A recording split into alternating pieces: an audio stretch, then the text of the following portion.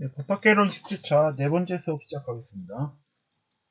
이번에 보실 부분은 과시범과 결과적 가중범이 되겠습니다.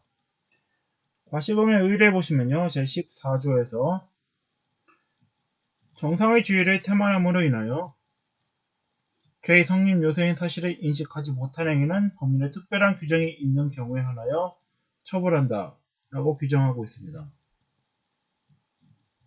우리 형법상 고의범을 원칙적으로 처벌하고 있고 과시범은 예외적으로 과시범 처벌 규정이 있는 경우에 한하여 처벌할 수 있도록 하고 있습니다. 과실함은 주의의무 위반을 말하는 것으로서 결과 예견 의무와 결과 회피 의무가 있습니다. 이것이 이제 주의 의무가 되겠고요. 결과 예견 의무와 연결되는 것이 예견 가능성, 결과 회피 의무와 연결되는 것이 회피 가능성이 되겠습니다. 과시범은 처벌 규정이 있어야 과시범으로 처벌될 수 있습니다. 고의가 없다고 해서 무조건 과실이 되는 것이 아니라 따로 처벌 규정을 마련한 경우에 비로소 처벌될 수 있습니다.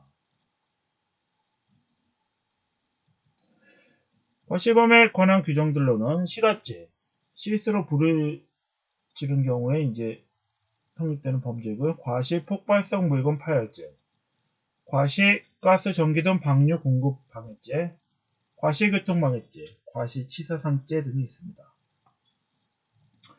보통 과시범만 있는 범죄로는 과실 일수죄가 있습니다. 일수죄는 물이 넘쳐서 이제 피해를 입히는 것인데요. 과실 일수죄만 처벌되고 있고 업무상 중과실에 관한 규정, 일수죄 규정은 없습니다. 업무상 중과실 범처벌 규정만 있고 보통 과실범 처벌 규정이 없는 과실범으로는 업무상 과실작물죄, 중과실작물죄가 있습니다. 그러나 단순 과실작물죄는 규정이 없습니다. 과시범에는 인식 없는 과실과 인식 있는 과실이 있습니다. 인식 없는 과실함은 주의의무 위반으로 구속요건 실현 가능성을 인식하지 못한 경우를 말합니다. 인식 있는 과실은 구속요건의 실현 가능성을 인식했으나 요구되는 주의의무를 위반하여 실현되지 않을 것으로 신뢰한 경우에 성립되는 범죄입니다. 보통 과실과 업무상 과실은 주의의무는 동일하나 예견 의무가 다릅니다. 업무에 종사하는 자가 저지르는 업무상 과실은 일반인보다 예견 가능성이 크기 때문에 가중처벌됩니다. 이때 업무라함은 사람이 사회생활상의 지위에 기하여 계속적으로 종사하는 사무를 말합니다. 따라서 사회성, 계속성, 사무의 요건을 갖추고 있어야지만이 업무에 해당합니다. 과실에는 경과실과 중과실이 있습니다.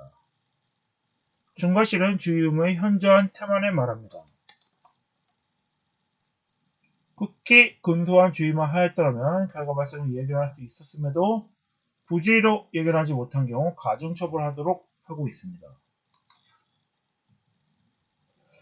과실범과 관련하여 허용된 위험의 이론이 있습니다. 허용된 위험이라 함은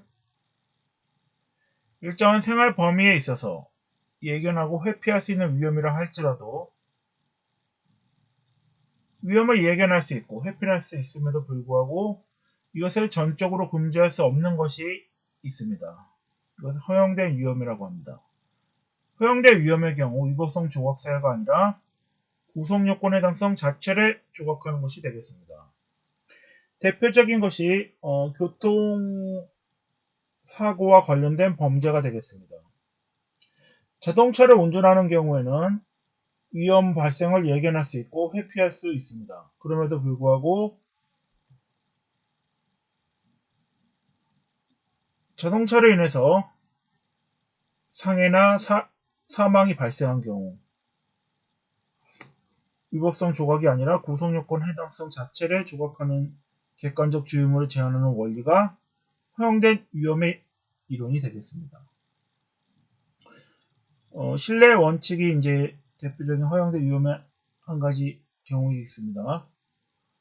신뢰 원칙이라 함은 자기 스스로 교통법칙을 준수한 운전자는 다른 교통 관여자가 교통규칙을 준수할 것이라고 신뢰하면 족하며 교통규칙에 위반하여 비이성적으로 행동할 것까지 예상하고 조치를 취할 의무는 없다는 원칙을 말합니다.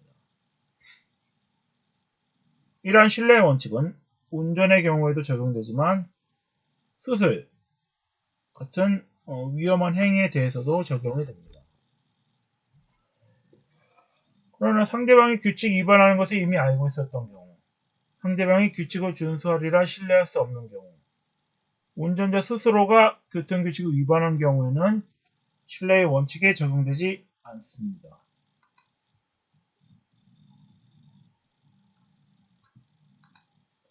그래서 과실범에 관해서 다시 보시면요. 결과 외교 의무와 회피 의무를 위반한, 객관적 주의 의무를 위반한 것이 과실이 되겠습니다. 일반 과실범을 처벌하는 규정으로는 실화죄, 과실일수죄 이렇게 여러 가지가 있고요. 업무상 과실범을 처벌하는 규정은 업무상 실화죄 등이 있습니다. 그러나 과실일수죄의 경우에는 업무상 과실일수죄, 중과실일수죄 처벌 규정이 없습니다. 작물죄의 경우도 업무상 작물죄, 중과실죄 규정만 있지 보통 단순 과실 작물죄 규정은 없습니다. 업무상 범죄의 경우 일반 과실범에 대해서 보다 중하게 처벌하고 있습니다.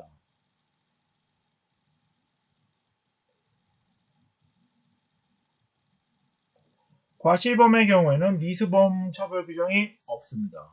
미수는 인정되지 않습니다. 교사의 경우에는 고의에 의한 방조만 인정되지 과실에 의한 교사, 과실에 의한 방조는 인정되지 않습니다. 신뢰의 원칙은 과실범의 성립 범위를 축소하거나 제한하는 것으로서 명문 규정은 없지만 학설과 판례에 의해 인정되고 있습니다.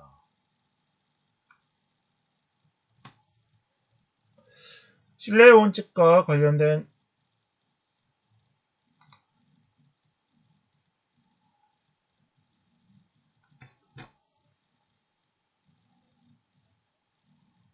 판례를 하나 보시면요. 갑이 야간에 오토바이를 운전하고 시속 약 50km의 속도로 2차선상을 진행하고 있다가 진행 방향 왼쪽에서 오른쪽으로 도로를 무단하던 A를 치었습니다.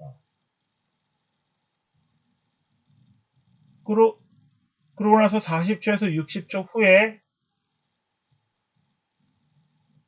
을이 같은 차선으로 트럭을 운전하여 진행하여 오던 중 도로 위에 넘어져 있는 A를 그대로 치어서 사망케 하였습니다. 무단횡단하던 A가 사망한 장소는 사고 장소는 차량의 통행이 빈번한 곳으로서 편도 2차선 도로 중 경보등이 설치되어 있는 횡단보도 부근으로 양측에 인가가 밀집되어 있습니다. 또한 반대편에서 오는 차량에 의해 어떤 시야의 장애를 받는 곳이었습니다. 이때 A를 치었던 오토바이를 운전하던 갑은 속도를 줄이고 전방 좌우를 주시해야 될 의무가 있음에도 불구하고 이를 게을리하여 피해자를 친 과실이 있고 40초 내지 60초 동안 후속 조치를 하지 않아서 그 이후에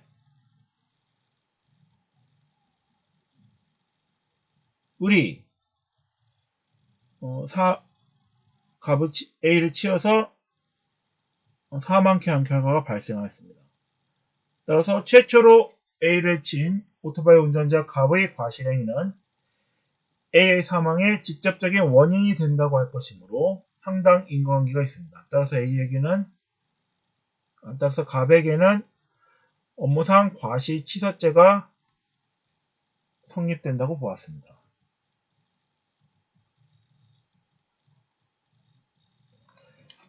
다음 보실 부분은 결과적 가중범위 되겠습니다. 15조 2항에 보시면요. 결과로 인하여 형이 중할죄에 있어서 그 결과의 발생을 예견할 수 없을 때에는 중한죄로 벌하지 아니한다.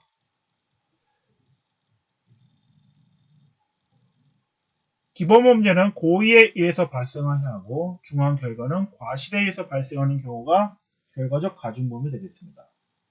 결과적 가중범위 예로는 상해치사죄, 폭행치사죄, 낙태치사상죄, 유괴치사상죄, 체포감금치사상죄 등이 있습니다. 상해치사죄를 보시면 기본범죄인 상해의 고의가 있습니다. 기본범죄는 고의범이고요. 그 다음에 사망의 결과가 과실에 의해서 발생이 됩니다. 기본범죄인 상해에 대한 고의, 중한결과인 사망에 대한 과실이 인과관계가 있을 때 상해치사죄라는 결과적 가중범위 성립됩니다. 그래서 결과적 가중범위라 하면 고의에 의한 기본 범죄로 인하여 행위자가 예견치 못한 중한 결과가 발생했을 경우에 형이 가중되는 범죄를 말합니다. 기본 범죄는 반드시 고의 범위여야 합니다. 결과적 가중범을 단순 과시범보다 가중처벌하는 이유는 행위반 가치가 중하기 때문입니다. 중한 결과는 기본 범죄에 내포되어 있는 전형적 불법이 실현된 것으로서 고의에 의한 기본 범죄에 의하여 범죄에 전형적으로 결합되어 있는 위험을 주의음에 위반하여 발생케 한 것으로서 행위 불법이 더 크기 때문에 가중처벌하고 있습니다.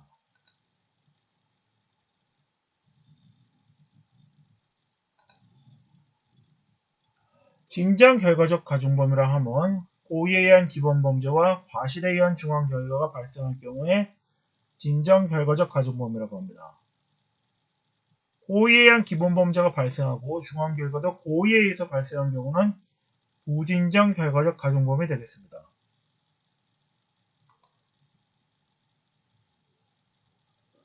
판례를 보시면요. 강간이 미수에 그친 경우라도 그 수단이 된 폭행에 의해 피해자가 상해를 입었다면 기본 범죄인 강간에 대한 고의가 있고 상해에 대한 예견 가능성이 있다고 할 것이어서 강간치상죄가 성립됩니다. 피해자를 가로막아 승차하게 한 후 피해자의 하체 요구를 무시한 경우 감금죄에 해당하고 차량을 빠져나가려다 길바닥에 떨어져 상해를 입은 것은 상당 인과관계가 있어서 감금치사죄가 성립하겠습니다.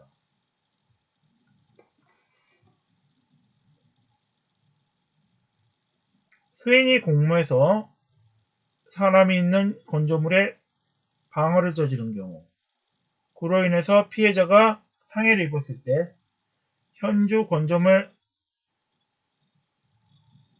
방어의 고의를 가지고 상해의 결과가 발생하였습니다. 따라서 결과적 가중범인 현주 건조물 방화 치상죄가 성립되겠습니다. 네 번째 보시면요. 살인의 공모를 하지 아니하였다고 하여도 결과를 예견할 수 있었다면 강도 치사죄의 공동 전범이 성립되겠습니다. 패싸움 중 한 사람이 칼로 찔러 상대방을 죽게 한 경우 다른 공범자도 상해 치사죄가 성립됩니다. 공부관계에 있어서 상해의 고의만 있고 사망에 대해서는 공모가 없었다 하더라도 공동정모의 경우에는 일부 실행 전부 책임의 결과를 지기 때문에 공범자 중 1인이 사망의 결과를 발생케 한 경우라 하더라도 상해치사죄의 결과적 가중범이 성립될 수가 있습니다. 강간범의 손가락을 물어서 상해를 입힌 경우 강간치상죄의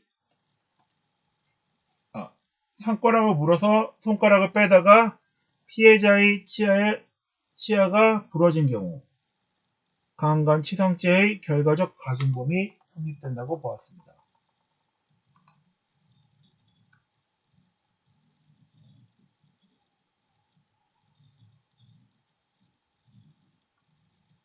결과적 가중범의 경우에도 기본범죄인 고의의 기본범죄를 공동으로 할 의사가 있다면 중한 결과에 대해서도 공동 정범이 인정됩니다.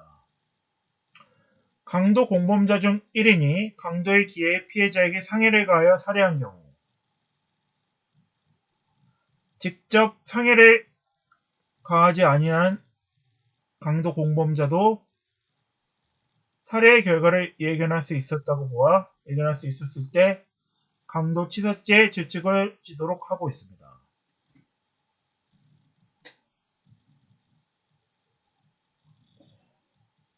이상으로 결과적 과실범과 결과적 가중범에 대해서 살펴보았습니다.